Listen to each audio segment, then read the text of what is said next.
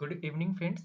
आज हम लोग इस वीडियो में पढ़ेंगे मॉडर्न हिस्ट्री का अध्याय 6 ब्रिटिश भारत में सामाजिक धार्मिक सुधार आंदोलन। 18वीं शताब्दी में यूरोप में एक नवीन बौद्धिक क्रांति का सूत्रपात हुआ। तर्कवाद तथा वैज्ञानिक सोच की अवधारणा ने पुरातन विचारों एवं सामाजिक कुरीतियों पर प्रहार किया। भारत के प्रबुद्ध एवं नवीन मध्यम वर्ग भी इस अवधारणा से प्रभावित हुआ। यही वह कालखंड था जब भारत में औपनिवेशिक व्यवस्था थी अपनी जड़ मजबूत कर रहा था। ज्ञातव्य है भारतीय सभ्यता पृथ्वी की उपलब्ध पुरातन जीवित सभ्यताओं में शामिल है, अर्थात हमारी परंपरा, संस्कृति तथा समाज की जीवन शैली भी उतनी ही पुरातन एवं उलझी हुई है। कुछ परंपरा एवं शैली कठोर एवं परिवर्तन के काबिल थी क्योंकि इनमें जड़ता, शोषण और ये मानवीय दृष्टिकोण से निम्न थे। इन सभी सामाजिक जड़ता एवं कठोर पुरातन परंपराओं पर पाश्चात्य एवं भारतीय समाज सुधारकों ने प्रश्न चिन्ह किया तथा नवीन औपनिवेशिक व्यवस्था के सहयोग से इसमें परिवर्तन किया।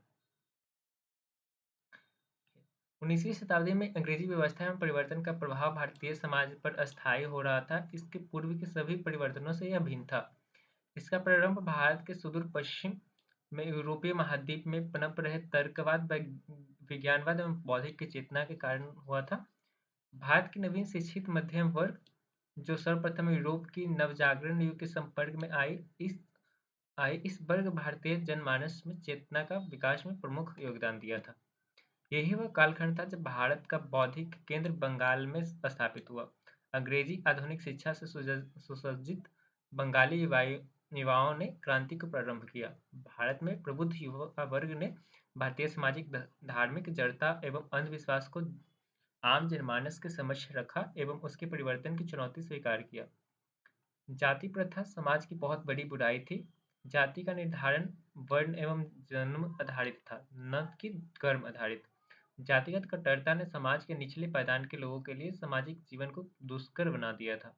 अछूत व्यवस्था, अस्पृश्यता एवं निम्न स्तरीय जीवन के शिकार समूचे हिंदू जनसंख्या का लगभग 20% हिस्सा बन चुका था। सती प्रथा, शिशुवध, बाल विवाह तथा अस्पृश्यता अनिवार्य एवं अभिन्न सामाजिक बुराई था। इसका प्रमुख कारण भारतीय समाज की जटिलता एवं घनघोर परंपरावादी होना था। 19वीं शताब्दी के अंतिम दशक में लोकतंत्र एवं राष्ट्रवाद के उफान ने भारतीय एवं भारत की सामाजिक धार्मिक संस्थाओं का भी प्रभावित करना प्रारंभ कर दिया। इनके प्रमुख प्रणेता कुछ शिक्षित भारतीय तथा कुछ विदेशी नागरिक भी थे। धार्मिक या सामाजिक सुधार आंदोलन दो वर्गों में बांट कर हम लोग पढ़ेंगे। एक हिंदू धर्म में सुधार आंदोलन, एक अन्य धर्मों में सुधार आंदोलन। हिंदू धर्म में सुधार आंदोलन दो तरह के थे, देशी समाज सुधारक, देशी समाज सुधारक के बारे में पढ़ेंगे। अन्य धर्मों में इस्लाम, पारसी, सिख के बारे में पढ़ेंगे हम लोग। देशी समाज सुधारक में सबसे पहला नाम आता है राजा राम मोहन राय का, जो 1772 से 1833 तक थे। तत्कालीन ब्रिटिश शासन में बंगाल में प्रारंभ हुए समाज सुधार आंदोलन के प्रणेता राजा राम मोहन राय थे। इनको नवजागरण के अग्रदूत, सुधार आंदोलन के प्रवर्तक, आधुनिक भारत का पिता, नव भारत का तारा के नाम से भी जाना जाता है। राजा राम मोहन को किन नामों से जाना जाता है? नव जागरण के अग्रदूत, सुधार आंदोलनों के प्रवर्तक, आधुनिक भारत के पिता और नव भारत का तारा। इनका जन्म 22 मई 1772 ईस्वी में बंगाल के हुगली जिले में स्थित राधानगर में हुआ था। इनके पिता रमाकांत जी बंगाल के नवाब के यहाँ कार्य में थे। इसी स्थान पर राम मोहन को राय राया की उपाधि भी प्राप्त हुई थी। राजा राम मोहन की शिक्षा पटना एवं वाराणसी में हुई। इनको अरबी, फारसी, अंग्रेजी, लैटिन, यूनानी, हिब्रू सहित कुल 12 भाषाओं का ज्ञान था। राजा राम मोहन ने अल्पायु 16 वर्ष की अवस्था में ही विद्रोही प्रवृत्ति अपनाते हुए हिंदू धर्म में मूर्ति पूजा का विरोध किया। वर्ष 1805 में पिता रमाकांत राय की मृत्यु के पश्चात कंपनी में जॉन डिगवी के दीवान बने थे तथा यहाँ 1814 तक कार्य किया था। वर्ष 1809 में राजा राम मोहन राय ने फारसी भाषा में तुहफात उल मुवाहिदीन अर्थात एकेश्वरवादियों का उपहार नामक पुस्तक रचना की थी। 1814 में ही इनके द्वारा आत्मीय सभा का स्थापना किया गया, जिनमें इनके सहयोगी द्वारकानाथ ठाकुर थे। 1814 में आत्मीय सभा का गठन किया गया था और इनके सहयोगी कौन थे? द्वारकानाथ ठाकुर। 1816 में वेदांत सोसाइटी की स्थापना किया एवं 1820 में बाइबल के आधार पर प्रीस्टर्स ऑफ जीसस नामक पुस्तक की रचना की थी। देखिए 1814 में वेदांत सोसाइटी की स्थापना किया था एवं 1820 में बाइबिल के आधार पर प्रीस्ट्स ऑफ जीसस नामक पुस्तक की रचना की थी। इस पुस्तक का प्रकाशन जॉन डिगवी ने इंग्लैंड में करवाया था। 1821 ईस्वी में कलकत्ता यूनिटेरियन कमेटी की भी स्थापना इन्होंने की थी। 1821 ईस्वी में कलकत्ता यूनिटेरियन कमेटी का गठन किए थे। इनके द्वारा 20 अगस्त 1828 को ब्रह्म समाज की स्थापना की गई थी। ब्रह्म समाज की स्थापना किसने की थी? राजा राम मोहन राय ने कब की थी? 20 अगस्त 1928 ईस्वी को। इसको प्रारंभ में ब्रह्म सभा कहा गया था, किंतु कालांतर में यह ब्रह्म समाज के नाम से सुप्रसिद्ध हुआ। ब्रह्म समाज ने भारतीय समाज सुधार आंदोलनों के विकास में महत्वपूर्ण योगदान दिया था। इसको अद्वैतवादी हिंदुओं की संस्था कहा जा सकता था। ब्रह्म समाज ने मूर्ति पूजा, अवतारवाद, बहुदेववाद, पुरोहितवाद इत्यादि विचारों पर खंडन किया तथा ईश्वर की एकता पर बल दिया था। इनके सहयोग ने 1817 में डेविड हेयर ने कलकत्ता में हिंदू कॉलेज की स्थापना किया था तथा 1825 में वेदांत कॉलेज की स्थापना किया गया था। राजा राम मोहन राय को पत्रकारिता का अग्रदूत भी माना जाता है। समाचार पत्रों की आज़ादी के लिए इनके द्वारा जन जागरण किया गया था। इनके द्वारा 1821 में बंगाली में संवाद कौमुदी और प्रज्ञा का चांद नामक पुस्तक की रचना की गई थी। संवाद कौमुदी और प्रज्ञा का चांद राजा राम मोहन के द्वारा 1821 ईस्वी में बंगाली में लिखा गया था। वर्ष 1822 में इनके द्वारा फारसी भाषा में मिरात उल अखबार प्रकाशित किया गया था। इनके द्वारा बंगला व्याकरण का संकलन भी किया गया था तथा हिंदू उत्तराधिकारी नियम नामक पुस्तक की रचना की गई थी। वर्ष 1811 में राजा राम मोहन राय के बड़े भाई जगमोहन की मृत्यु के पश्चात इनके भाभी अलका मंजीरी की सती होना पड़ा था और इस घटना से क्षुब्ध होकर राजा राम मोहन राय ने बृहद स्तर पर सती प्रथा के खिलाफ समाजव्यापी आंदोलन चलाया तथा विलियम बेंटिंग को सती प्रथा के विरोधी कानून में बनाने में मदद प्रदान किया। राजा राम मोहन राय ने सती प्रथा का विरोध संवाद कौमुदी के माध्यम से किया था। वर्ष 1821 में निपल्सन की विफलता से दुखी राजा राम मोहन राय ने वर्ष 1823 में स्पेनिश क्रांति का सफलता का इजहार भोज देकर किया था। वर्ष 1831 में मुगल सम्राट अकबर द्वितीय ने राजा राम मोहन राय को राजा की भी उपाधि दी थी तथा अपनी पेंशन बहाली की वार्ता है तो विलियम चतुर्थ के दरबार में भेजा था। राजा राम मोहन राय राजा राम मोहन राय ने मुगल बादशाह अकबर द्वितीय की पेंशन से संबंधित वार्ता हेतु इंग्लैंड की यात्रा की थी। 27 सितंबर 1833 को ब्रिस्टल में मस्तिष्क ज्वर के कारण इनकी मृत्यु हो गई। अपनी मृत्यु से पूर्व ही राजा राम मोहन राय ने ब्रह्म समाज का प्रन्यासकरण पत्र मतलब ट्रस्ट डीड लिखा था अपने पश्चात ब्रह्म समाज लिखते राजा राम मोहन राय द्वारा नामित द्वारकानाथ टैगोर तथा पंडित रामचंद्र विद्या वगिश ने प्रारंभ में ब्रह्म समाज का संचालित किया। ज्ञातव्य हो कि कलकत्ता के चिराशाकी में तत्वरंजनी सभा का स्थापना देवेंद्रनाथ टैगोर ने किया था। 1839 में यही परिवर्तन होकर तत्वबोधिनी सभा के रूप में सामने आई। देवेंद्रनाथ टैगोर के द्वारा तत्वबोधिनी नामक पत्रिका बंगाली भाषा में प्रकाशित किया गया था। यह पत्रिका ब्रह्म समाज की मुख्य पत्रिका थी। इस पत्रिका के प्रमुख संपादक ईश्वर चंद्र विद्यासागर, प्यारे रामचंद्र मित्र, राजा नारायण बुश तथा राजेंद्र लाल मित्र थे। वर्ष 1840 में ब्रह्म समाज के सदस्यों को धर्मशास्त्र एवं विज्ञान एवं पौराणिक विषयों के ज्ञान के लिए तत्वबोधिनी नामक स्कूल की स्थापना की गई थी। समकालीन भारतीय समाज को प्रभावित करने का प्रयास ईसाई धर्म प्रचारक अलेक्जेंडर डफ के द्वारा किया गया था। भारतीय समाज को प्रभावित करने के लिए प्रयास ईसाई धर्म प्रचारक अलेक्जेंडर डफ के द्वारा किया गया था। देवेंद्रनाथ टैगोर ने अलेक्जेंडर डफ के भारतीय संस्कृति के दुष्प्रचार का विरोध किया एवं इसी क्रम में ब्रह्म धर्म नामक धार्मिक पुस्तक का संकलन भी किया। 1857 में देवेंद्रनाथ टैगोर ने ब्रह्म समाज की सदस्यता केशव चंद्र सेन को सौंप दिया एवं स्वयं संन्यास ले लिए। केशव चंद्र सेन ने के कार्यकाल में ब्रह्म समाज के विस्तार में लोकप्रियता की घनघोर वृद्धि हुई। ब्रह्म समाज की बंगाल से बाहर पंजाब, उत्तर प्रदेश, बम्बई एवं मद्रास में शाखाएं खोली गई थी। वर्ष 1865 में बंगाल में ही ब्रह्म समाज की 65 शाखाएं थी। केशव चंद्र सेन का अन्य धर्मों के प्रति झुकाव एवं हृदयता के कारण देवेंद्रनाथ टैगोर से वैचारिक टकराव प्रारंभ हो गए। इसी क्रम में देवेंद्रनाथ टैगोर ने केशव चंद्र सेन को उनके पद से मुक्त कर दिया। इस टकराव में केशव चंद्र सेन ने ब्रह्म समाज छोड़ दिया। 1865 में ब्रह्म समाज में प्रथम अलगाव हुआ था। केशव चंद्र सेन ने अपनी नई संस्था आदि ब्रह्म समाज की स्थापना किया, जो कालांतर में भारतीय ब्राह्मण समाज के नाम से प्रसिद्ध हुआ। 1870 ईस्वी में केशव चंद्र सेन 6 महीने के इंग्लैंड प्रवास में 70 से 80 भाषण दिए थे। 1861 में केशव चंद्र सेन ने इंडियन मिरर नामक अंग्रेजी प्रथम भारतीय दैनिक का संपादन किया था। 1872 में केशव चंद्र सेन के प्रयासों से ब्रह्म विवाह एक्ट पारित हुआ। इनके अंतर्गत बाल विवाह, बहुपत्नी विवाह को अवैध घोषित कर दिया गया था। कालांतर में केशव चंद्र सेन अपने मूल विचारों के विरुद्ध जाकर अपनी अल्पायु पुत्री का विवाह कूच बिहार के राजा से कर दिया था। इस घटना से ब्रह्म समाज की छवि को ठेस पहुंचा एवं इससे विघटन दोबारा हो गया। इनके सहयोगी आनंद मोहन बोस तथा शिवनाथ शास्त्री के द्वारा 1878 ईस्वी में साधारण ब्रह्म समाज की स्थापना किया गया। साधारण ब्रह्म समाज की स्थापना किसने किया था? आनंद मोहन बोस तथा शिवनाथ शास्त्री के द्वारा। इसी क्रम में केशव चंद्र सेन ने स्त्री शिक्षा, पश्चिमी शिक्षा पर विशेष बल दिया। इनके द्वारा इंडियन रिफॉर्म एसोसिएशन की स्थापना किया गया। साधारण ब्रह्म समाज के कुछ प्रकाशन पुस्तकें: तत्व कौमुदी, ब्रह्म जनमत, इंडियन मैसेंजर संजीवनी, नव्य भारत, प्रवेश, मॉडर्न रिव्यू।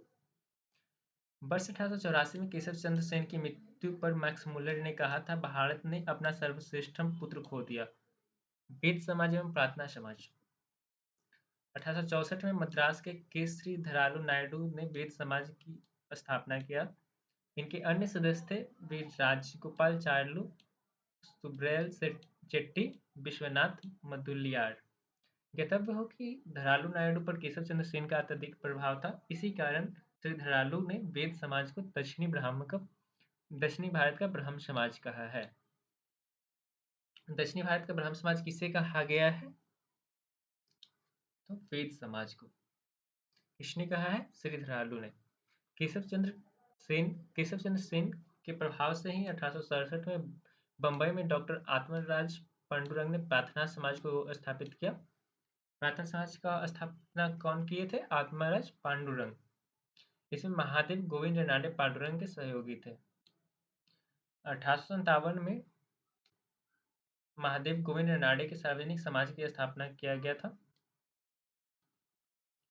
इनकी विलक्षण प्रतिभा के कारण ही इनको महाराष्ट्र का शुक्रात नाम से संबोधित किया गया। महाराष्ट्र का शुक्रात किनको कहा गया? गोविंद रनाडे को। प्रार्थना समाज ने दलित, अछूत तथा पिछड़ों के सुधार के लिए दलित जाति मंडल, समाज सेवा संघ, दक्कन शिक्षा सभा लाया। दक्कन एजुकेशन सोसाइटी को ही कालांतर में फर्ग्यूसन कॉलेज भी कहा गया था। रनाडे को पश्चिम भारत में संस्कृति जागरण का अग्रदूत कहा जाता है। 1891 ईस्वी में महाराष्ट्र में विधवा विवाह को प्रचारित करने के उद्देश्य से महादेव गोविंद रनाडे ने विडो रिमैरेज एसोसिएशन की स्थापना किया था। इसी क्रम में 1899 में धोंदो केशव कर्वे ने विधवा आश्रम संघ की स्थापना पुणे में किया, जहां विधवाओं को आत्मनिर्भर बनाकर जीवन के लिए नए दृष्टिकोण पैदा करने की प्रेरणा दी जाती थी। धोंदो केशव कर्वे फर्ग्यूसन कॉलेज के अध्यापक को तथा विदुर थे। उन्होंने एक विधवा से 1893 में विवाह किया। कर्वे ने ही 1916 में महिला शिक्षा हेतु प्रथम महिला विश्वविद्यालय बरबड़ में स्थापित किया। ईश्वर चंद्र विद्यासागर के बारे में पढ़ते हैं। 1820 ईस्वी में पश्चिम बंगाल में मेदिनीपुर में इनका जन्म हुआ था। ये बचपन से ही तीक्ष्ण बुद्धि के व्यक्ति थे। 1839 में केवल 19 वर्ष की उम्र में कानून की शिक्षा प्राप्त कर लिया था। 1841 ईस्वी में कलकत्ता स्थित कोर्ट विलियम कॉलेज के अंतर्गत स्थित संस्कृत कॉलेज में शिक्षक नियुक्त हुए थे। 1841 ईस्वी में ही कलकत्ता स्थित एक संस्कृति कॉलेज में प्रधानाचार्य नियुक्त हुए। इस नियुक्ति के पश्चात सबसे पहले गैर ब्राह्मणों को संस्कृत पढ़ाने का कार्य प्रारंभ किया। उन्होंने संस्कृत पढ़ाने का नई विद्या प्रारंभ किया तथा गैर ब्राह्मणों को संस्कृत पढ़ाने का कार्य इनका विरोध प्रारंभ हो गया था। ईश्वर चंद्र विद्यासागर के द्वारा बंगाली भाषा के अक्षरों को पढ़ने तथा समझने के लिए वर्णोपरिचय नामक पुस्तक की रचना किया था। वर्णोपरिचय नामक पुस्तक की रचना के कारण ईश्वर चंद्र विद्यासागर की आधुनिक बंगाली भाषा का पिता कहा गया है। ये भारतीय इतिहास में प्रमुख स्त्री शिक्षा के सुधारक थे। 1849 में नारी की उच्च शिक्षा के लिए बेथुन कॉलेज का निर्माण कराया था। इनके द्वारा कलकत्ता में मेट्रोपोलिटन कॉलेज की भी स्थापना की गई। यहाँ पर पुरुष के बराबर महिला शिक्षा को बढ़ावा दिया गया था। ईश्वरचंद्र विद्यासागर के प्रभाव से 1860 ईस्वी में age of consent act pass हुआ था। इसमें लड़की की शादी का उम्र कम से कम 10 वर्ष कर दिया गया। इससे कम उम्र की शादी का अपराध घोषित कर दिया गया था।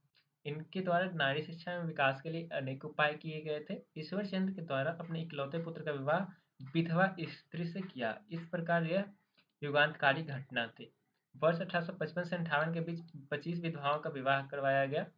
इनके द्वारा डलहौजी के कार्यकाल में 984 लोगों के हस्ताक्षर के लिए विधवा पुनर्विवाह के पक्ष में। इसी क्रम में वर्धमान के राजा महताब चंद्र तथा नादिया जिला के राजा श्री चंद्र के सहयोगी से डलहौजी तथा इनके कार्यकारिणी के समक्ष पत्र भेजे गए। डलहौजी के द्वारा विधवा पुनर्विवाह के पक्ष में प्राप्त हुए पत्र को स्वीकृति भी कर दिया, किंतु कुछ समय में डलहौजी की सेवा समाप्त हो गया। डलहौजी के पश्चात कैनिंग ने इस पत्र को संज्ञान लेते हुए 26 जुलाई 1856 को विधवा पुनर्विवाह अधिनियम 1856 के द्वारा 15 के अंतर्गत विधवा पुनर्विवाह को घोषित मान्यता प्राप्त हो गया था। ईश्वरचंद्र विद्यासागर के कुछ प्रकाशन पुस्तकें में देखते हैं। बैताल, पंचविंशति, बंगाल इतिहास, कुतुबनामा, जीवन चरित और दो समाचार पत्रों का भी प्रकाशन किए थे, बंगाल समाचार पत्र और सोम प्रकाश। सोम प्रकाश में कौन कौन आते हैं? वर्नाकुलर प्रेस एक्ट के अंतर्गत प्रतिविध होने वाला प्रथम समाचार पत्र सोम प्रकाश था। सोम प्रकाश आता है वर्नाकुलर प्रेस एक्ट के अंतर्गत प्रतिबद्ध होने वाला प्रथम समाचार पत्र सोम प्रकाश था। दयानंद सरस्वती के बारे में देखते हैं। इनका जन्म गुजरात के काठियावाड़ क्षेत्र के मौरवी रियासत के राजकोट जिले के टंकारा नामक स्थान गांव में 1824 ईस्वी में हुआ था। इनके बचपन का नाम मूलशंकर था। दयानंद सरस्वती के बचपन का नाम क्या था? मूलशंकर। ये 21 वर्ष की अवस्था में गृह त्याग कर दिए थे। वर्ष 1848 में इनकी मुलाकात स्वामी पूर्णानंद जी से हुई। दयानंद सरस्वती इनकी शिष्यता ग्रहण किया था। पूर्णानंद जी ने मूलशंकर का नाम परिवर्तित कर दयानंद सरस्वती किया। वर्ष 1861 ईस्वी में मथुरा पहुंचकर नेत्रहीन स्वामी बिरजानंद जी को अपना गुरु बनाया था। इन्होंने बिरजानंद जी से ही वैदिक ग्रंथों का आध्यात्मिक तथा दार्शनिक ज्ञान का अध्ययन प्राप्त हुआ था। 1869 ईस्वी में हरिद्वार के पाखंड खंडनी पताका स्थापना किया। इसका उद्देश्य धर्म के अंदर आडंबरवाद को समाप्त करना था। 1874 ईस्वी में दयानंद सरस्वती ने सत्यार्थ प्रकाश नामक पत्रिका को प्रकाशन किया था। सत्यार्थ प्रकाशन केशव चंद्र सेन के कहने पर इसको हिंदी भाषा में लिखा दयानंद सरस्वती ने। इस पुस्तक की प्रस्तावना संस्कृत भाषा में लिखा गया है। इस पुस्तक को आर्य समाज का बाइबल कहा जाता है। सत्यार्थ प्रकाश को आर्य समाज का बाइबल कहा जाता है। दयानंद सरस्वती को इनके धार्मिक व सामाजिक सुधार के कारण इनकी तुलना जर्मनी के मार्टिन लूथर को किया जाता है। इस प्रकार दयानंद सरस्वती को भारत का मार्टिन लूथर किंग भी कहा जाता है। 1875 में आर्य समाज की स्थापना बम्बई में किया गया। 1881 में दयानंद सरस्वती से प्रभावित होकर पंडित रमाबाई अंबेडकर ने आर्य महिला समाज की स्थापना किया था। 1889 में पंडित रमाबाई ने शारदा सदन तथा मुक्ति धाम नामक दो संस्थान बनाए थे। शारदा सदन महिला शिक्षा के लिए समर्पित था और विधवा निवास के लिए समर्पित था। मुक्ति धाम निराश्रित लोगों के लिए स्थापित किया गया था। गौरक्षा समिति दयानंद सरस्वती द्वारा स्थापना किया गया था। गौरक्षा सभा बाल गंगाधर द्वारा स्थापित किया गया था। गौरक्षा संघ महात्मा गांधी द्वारा स्थापना किया था। फिर से एक बार देखते हैं। मुक्ति धाम निराश्रित लोगों के लिए स्थापित किया गया था। गौरक्षा समिति दयानंद सरस्वती द्वारा। गौरव सभा बाल गंगाधर द्वारा। गौरक्षा संघ महात्मा गांधी द्वारा स्थापित किया गया था। 30 अक्टूबर 1883 में जोधपुर की वाइफ नन्ही जान के द्वारा दयानंद सरस्वती को जहर दे दिया गया। दयानंद सरस्वती अपनी मृत्यु के समय अजमेर में थे। आर्य समाज की स्थापना 1875 ईस्वी बम्बई में हुआ था। संस्थापक दयानंद सरस्वती थे। 1877 में लाहौर का मुख्यालय बना दिया गया था। उप मुख्यालय आगरा और अजमेर था। आर्य समाज से सबसे प्रभावित क्षेत्र पंजाब था। साथ ही पश्चिमी उत्तर प्रदेश भी इसी क्रम का महत्वपूर्ण था। आर्य समाज का 2 नारा था जिसे दयानंद सरस्वती ने दिया था, वेदों की ओर लौटो और कनवंतो विश्व भार्यम। इसका अर्थ है विश्व को आर्य बनाते चलो। 1907 में वैलेंटाइन शेरोल ने अपने पुस्तक इंडियन अर्नेस्ट में भारत में अशांति का जनक माना था। 2 लोगों को व्यक्ति के रूप में बाल गंगाधर तिलक को तथा संस्था के रूप में आर्य समाज को माना था। फिर से देखते हैं। 1907 ईस्वी में वैलेंटाइन शेरोल ने अपनी पुस्तक इंडियन अर्नेस्ट में भारत में अशांति का जनक माना था। 2 लोगों को व्यक्ति के रूप में बाल गंगाधर तिलक को तथा संस्था के रूप में आर्य समाज को माना था। आर्य समाज का उद्देश्य क्या क्या था? स्त्री एवं शूद्रों को वेद पढ़ने का अधिकार, जाति प्रथा, छुआछूत, ऊंच नीच का विरोध, वर्ण व्यवस्था का समर्थन करते थे, बाल विवाह, बहुविवाह, अंतरजातीय विवाह प्रथा का विरोध किया था, कर्म आधारित वर्ण व्यवस्था को बढ़ावा देना, बहुविवाह, बाल विवाह का विरोध करना। स्वामी दयानंद सरस्वती ने शुद्धि आंदोलन चलाया था। इसके अंतर्गत हिंदू धर्म के परितन्यत व्यक्तियों को पुनः हिंदू धर्म में वापसी का प्रावधान था। 1886 में लाहौर में दयानंद एंग्लो वैदिक डीएवी की स्थापना किया गया था। दयानंद सरस्वती का स्वामी श्रद्धानंद से भाषा को लेकर विवाद हो गया। श्रद्धानंद ने 1902 में हरिद्वार के कांगड़ी में गुरुकुल विश्वविद्यालय का स्थापना किया। गुरुकुल विश्वविद्यालय का स्थापना किसने किया था? श्रद्धानंद ने 1902 ईस्वी में। और डीएवी का स्थापना लाहौर में 1886 ईस्वी में दयानंद सरस्वती ने किया था। रामकृष्ण परमहंस 1 मई 1857 को कलकत्ता के पास बारानगर में रामकृष्ण परमहंस की स्थापना स्वामी विवेकानंद के द्वारा किया गया। कालांतर में बेलूर इस मिशन का मुख्यालय बना। इस मिशन के सिद्धांतों का आधार वेदांत दर्शन था। स्वामी विवेकानंद के गुरु का नाम रामकृष्ण परमहंस था। इनका मूल नाम गद्दाधर चट्टोपाध्याय था, जो कलकत्ता दक्षिणेश्वर काली मंदिर के पुजारी थे। स्वामी रामकृष्ण दक्षिणेश्वर के संत के नाम से भी विख्यात थे। इन पर भैरवी एवं तोतापुरी जैसे संतों का भी प्रभाव था। 5 वर्ष की अवस्था में इनकी शादी दामजी मुखोपाध्याय से हुआ था। स्वामी विवेकानंद का जन्म 12 जनवरी 1863 को कलकत्ता में हुआ था। इनके बचपन का नाम नरेंद्रनाथ था। स्वामी विवेकानंद के बचपन का नाम क्या था? नरेंद्रनाथ। 12 जनवरी को विवेकानंद के जन्म दिवस को राष्ट्रीय युवा दिवस के नाम से मनाया जाता है। 1880 में इनकी मुलाकात रामकृष्ण परमहंस से हुई। ये उनके अतिशीघ्र शिष्य बन गए। कालांतर में रामकृष्ण परमहंस की स्थापना किया। 1891 में संपूर्ण भारत की यात्रा की तथा गरीबी एवं भुखमरी को प्रत्यक्ष अनुभव किया। भ्रमण में भारत की वास्तविक सामाजिक स्थिति का आभास होने पर समाज सुधारक का प्रण लिया। राजस्थान स्थित खिताड़ी के महाराजा कुंवर अजीत राय सिंह के सुझाव पर अपना नाम बदलकर विवेकानंद रख लिया। 1893 में महाराजा के खर्च पर अमेरिका के शिकागो शहर में आयोजित होने वाले प्रथम विश्व धर्म सम्मेलन में हिंदू धर्म के प्रतिनिधि के रूप में भाग लिया था।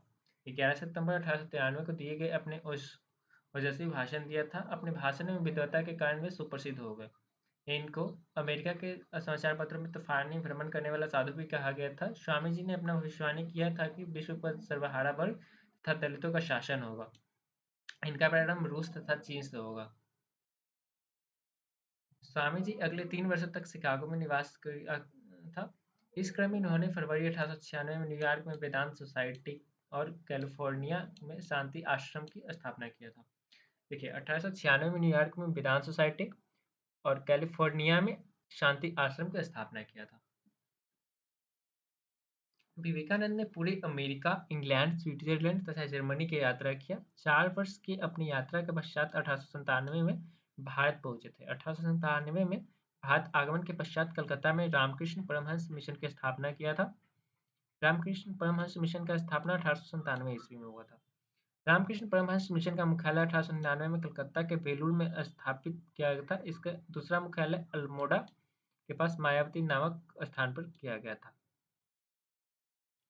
स्वामी विवेकानंद 1899 में पुनः अमेरिका गए थे। 1900 में इन्होंने पेरिस में आयोजित द्वितीय धर्म सम्मेलन, जिसका शीर्षक था Congress of history of religion, इसका संबोधित किया था। पेरिस वापसी के उपरांत कुछ वर्षों में 4 जुलाई 1902 को कलकत्ता में इनका देवासन हो गया। पेरिस स्वामी जी के विचार क्या थे? मानव सेवा के सबसे बड़ा धर्म बताया है। मूर्ति पूजा तथा बहुदेववाद का समर्थन किया था। नव हिंदू जागरण के संस्थापक भी इन्हीं को कहा जाता है। आयरिश मूल के प्रख्यात महिला मार्गरेट नोबेल इनकी शिष्या बनी एवं सिस्टर निवेदिता के विख्यात हुए। देखिए यहाँ पे सबको समराइज किया गया है। आत्मीय सभा की स्थापना कब हुआ था? 1814 ईस्वी में। संस्थापक कौन थे? राजा राम मोहन राय। ब्रह्म समाज की स्थापना 1828 ईस्वी में। संस्थापक थे राजा राम मोहन राय। धर्म सभा का स्थापना 1830 ईस्वी में हुआ था। संस्थापक थे राधाकांत देव। तत्वबोधिनी सभा असल कलकत्ता में 1839 ईस्वी में स्थापना हुआ था और संस्थापक थे देवेंद्रनाथ टैगोर।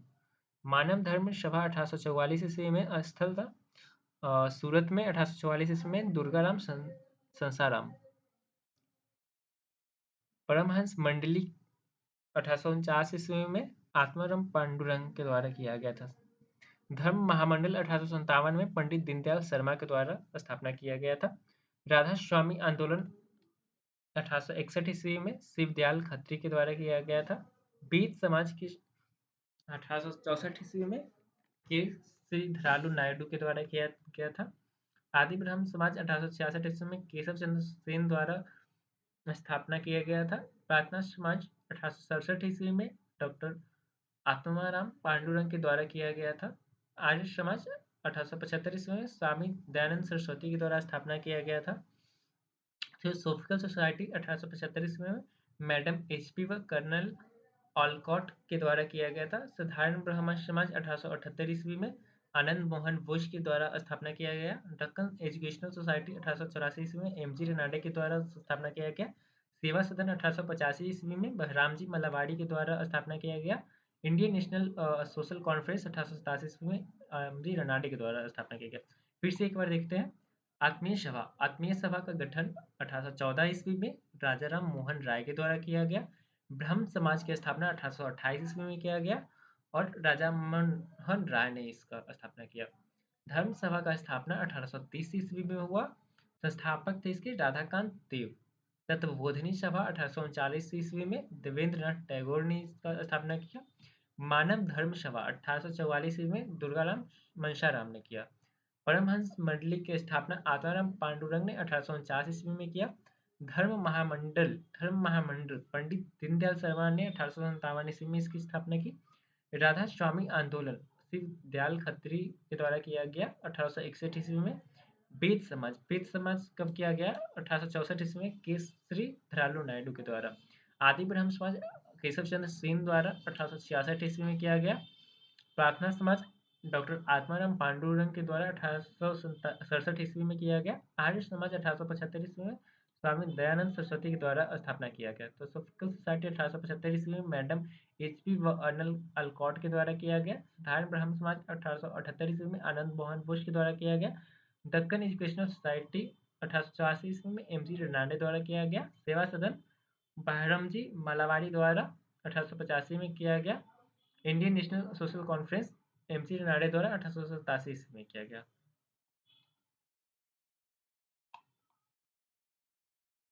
देव समाज रामकृष्ण मिशन का स्थापना 1887 और 1897 ईस्वी में शिव नारायण अग्निहोत्री और स्वामी विवेकानंद के द्वारा किया गया। देव समाज 1887 ईस्वी में शिव नारायण अग्निहोत्री द्वारा किया गया। रामकृष्ण मिशन 1897 ईस्वी में स्वामी विवेकानंद द्वारा किया गया। सर्वेंट ऑफ इंडिया सोसाइटी 1905 ईस्वी में गोपाल कृष्ण गोखले के द्वारा की गई। भारतीय हिंदू महासभा 1907 ईस्वी में वी डी सावरकर के द्वारा किया गया। पुनः सेवा सदन 1909 ईस्वी में श्रीमती रामाबाई रनाडा के द्वारा किया गया। सोशल सर्विस लीग 1911 ईस्वी में नारायण मल्हार जोशी के द्वारा किया गया। सेवा समिति 1914 ईस्वी में हृदयनाथ कुंजरू द्वारा किया गया। सेवा समिति बॉय स्काउट एसोसिएशन 1914 ईस्वी में श्री राम वाजपेयी के द्वारा किया। अखिल भारतीय हिंदू महासभा 1915 ईस्वी में पंडित मदन मोहन वाल्मीकि के द्वारा किया गया। स्वामी नारायण संप्रदाय 1830 ईस्वी में स्वामी सहजानंद द्वारा किया गया। भील सेवा मंडल 1922 ईस्वी में अमृतलाल बिट्टल दास और ठक्कर उर्फ ठक्कर बापा के द्वारा किया गया। और नेक्स्ट हम लोग देखते हैं विदेशी समाज सुधारक। अभी तक हम लोग देख रहे थे देशी समाज सुधारक। थियोसॉफिकल सोसाइटी की स्थापना 1875 में मैडम एचपी ब्लावत्स्की द्वारा न्यूयॉर्क में की गई थी। ब्लावत्स्की मूलतः रूप से स्थायी निवासी थी। कालांतर में अमेरिकी सहयोगी कर्नल एम अलकाट के सहयोगी से 1889 में थियोसॉफिकल सोसाइटी का प्रधान कार्यालय न्यूयॉर्क से बम्बई स्थापित कर दिया गया था। इसी क्रम में 1882 में सोसाइटी का अंतर्राष्ट्रीय मुख्यालय मद्रास के समीप आयडार में स्थापित किया गया। कालांतर में सोसाइटी की अन्य शाखाएं बेंगलोर, मुंबई, सूरत, लुधियाना में है। ये पश्चिम विचारक का पुनर्जन्म कर्म के सिद्धांत तथा सांख्य तथा वेदांत को अपना प्रेरणा स्रोत मानते थे। 1888 में एनी बेसेंट ने इंग्लैंड में इस सोसाइटी की सदस्यता ग्रहण किया तथा 1893 में शिकागो धर्म सभा में भाग भी गई थी। एनी बेसेंट ने 1907 में कर्नल अलकॉट की मृत्यु के पश्चात सोसाइटी की अध्यक्षता भी बनी थी। इस सोसाइटी की विचारधारा को देव विज्ञान की संज्ञा भी दिया था। एनी बेसेंट ने 1898 में बनारस में सेंट्रल हिंदू कॉलेज की स्थापना किया। यही कॉलेज कालांतर में 1916 में मदन मोहन मालवीय के प्रयासों से बनारस हिंदू महासभा के रूप में परिणत हो गया था। एनी बेसेंट ने इंग्लैंड के होम रूल लीग की भांति भारत में भी होम रूल लीग की स्थापना की तथा स्वराज के आंदोलनों में महती भूमिका निभाई थी। सामाजिक आधार पर थियोसॉफिकल सोसाइटी ने छुआछूत जाति प्रथा तथा बाल विवाह का विरोध किया था। यंग बंगाल आंदोलन द यंग बंगाल मूवमेंट।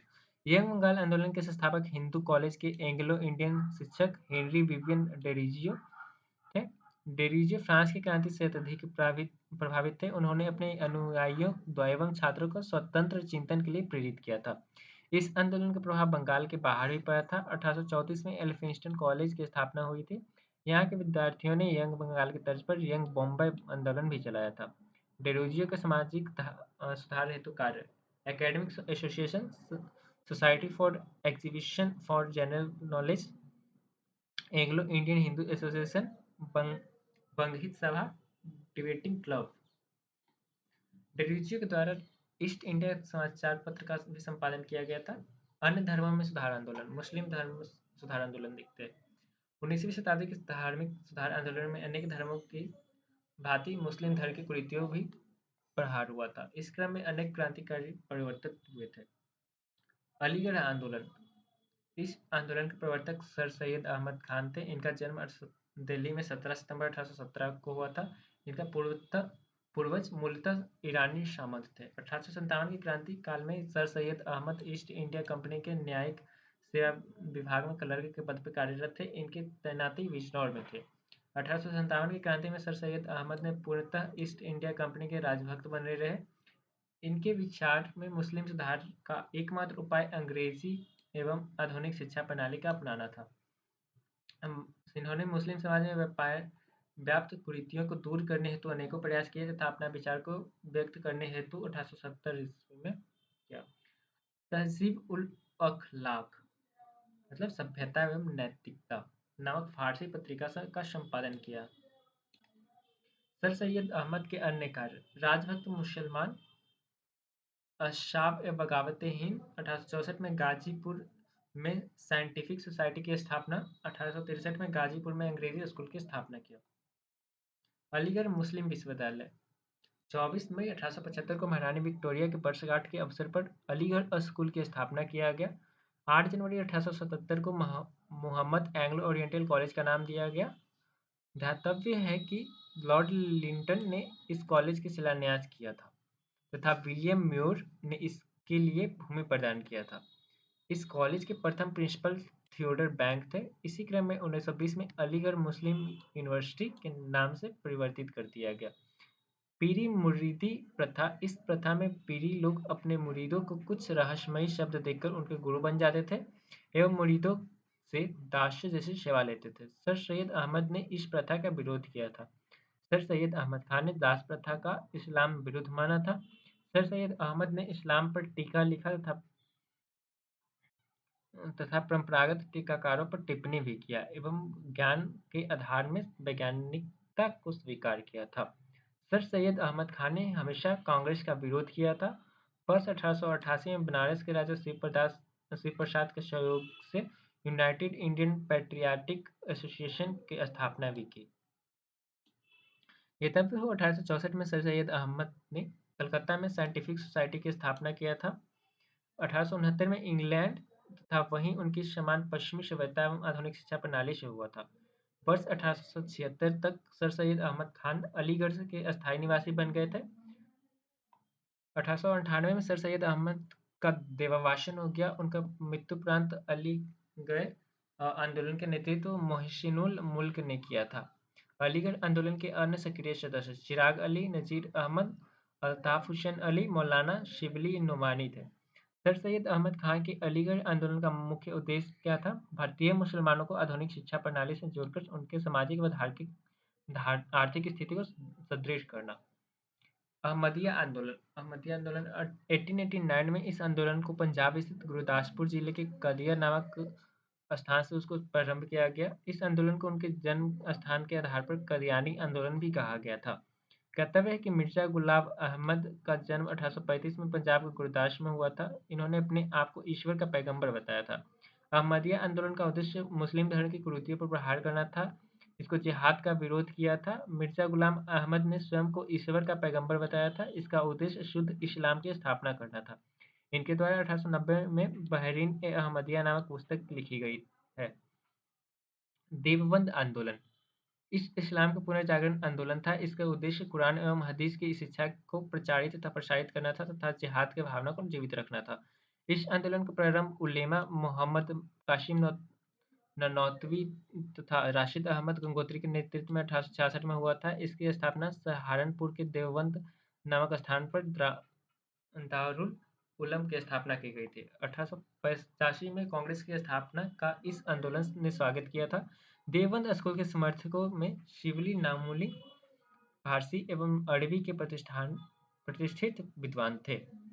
शिवली नामुनी परंपरागत मुस्लिम शिक्षा प्रणाली में सुधार लाने के लिए औपचारिक शिक्षा के स्थान पर अंग्रेजी भाषा तथा यूरोपीय भाषा को शिक्षा के आधार माध्यम बनाने के समर्थक थे। शिवाली महोदय के द्वारा लखनऊ में नवदतल उलमा तथा दारुल उलमा की स्थापना किया था। फरायजी आंदोलन फरायजी आंदोलन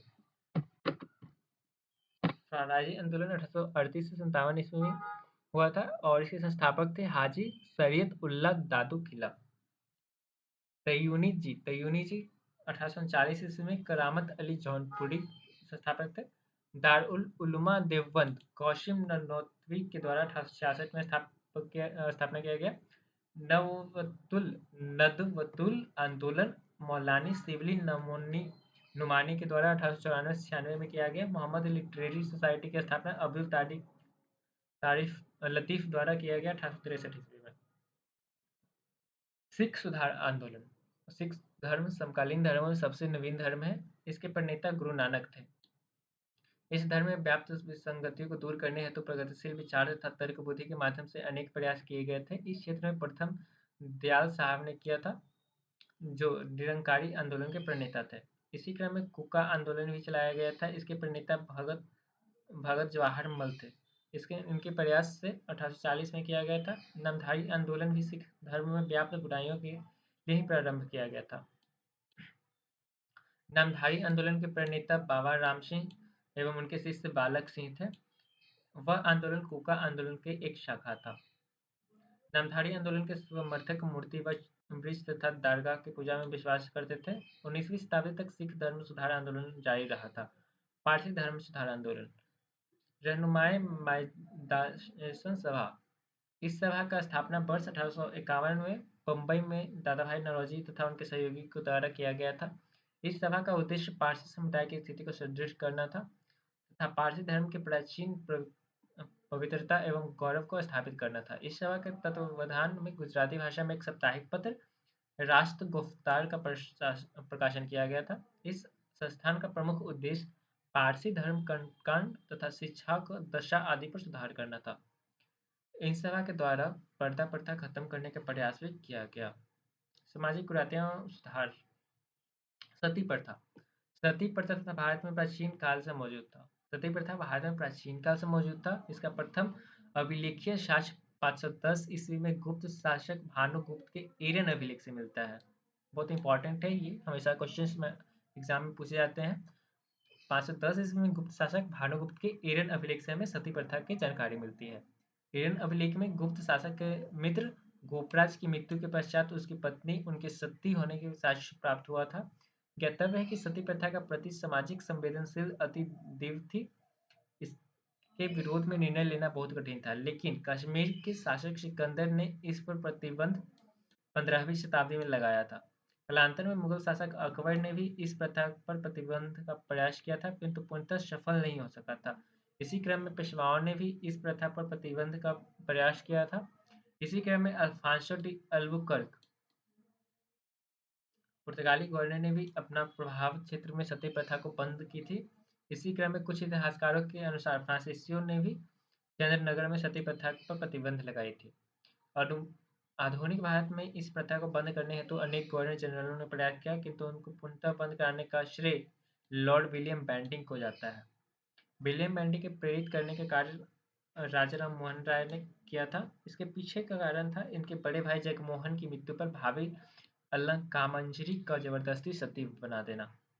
अंततः 9 नवंबर 1829 में लॉर्ड विलियम बेंटिंक ने सती प्रथा को समाप्त करने हेतु प्रस्ताव रखा था। 4 दिसंबर 1829 को अंग्रेजी सरकार ने नियम 17 के अंतर्गत सती प्रथा को प्रतिबंधित कर दिया।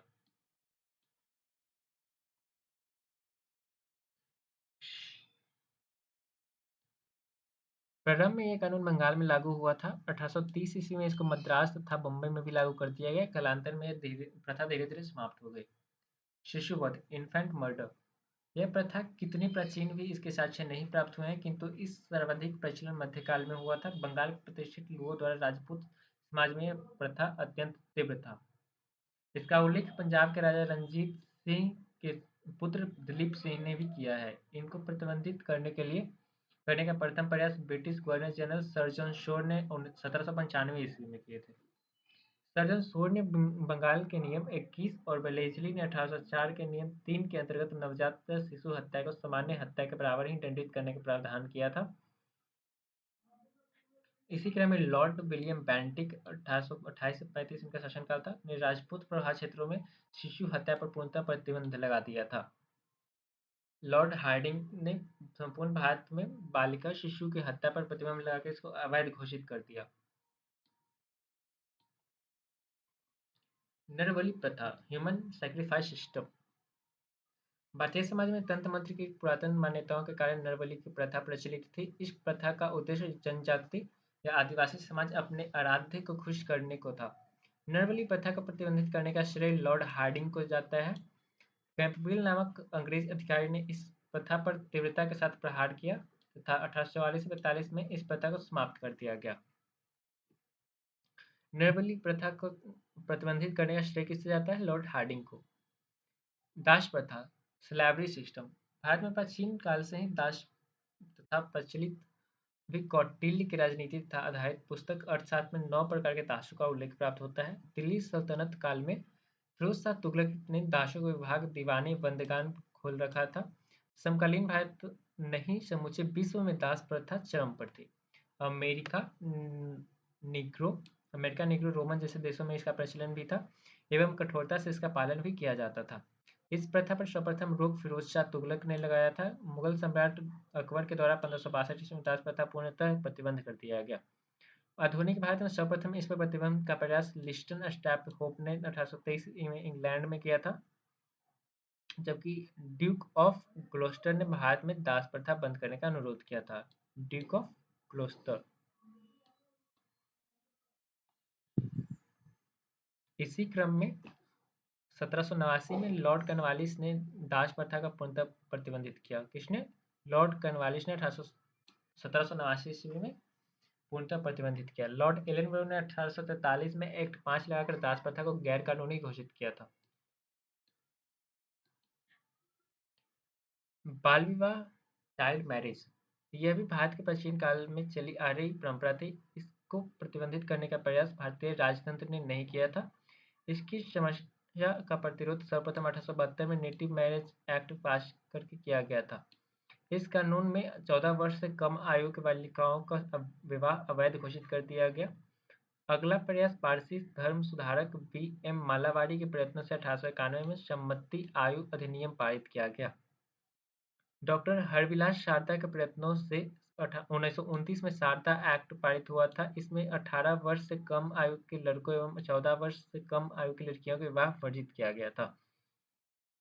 शारदा अधिनियम लागू हो किए जाने के समय भारत के गवर्नर लॉर्ड इरविन थे।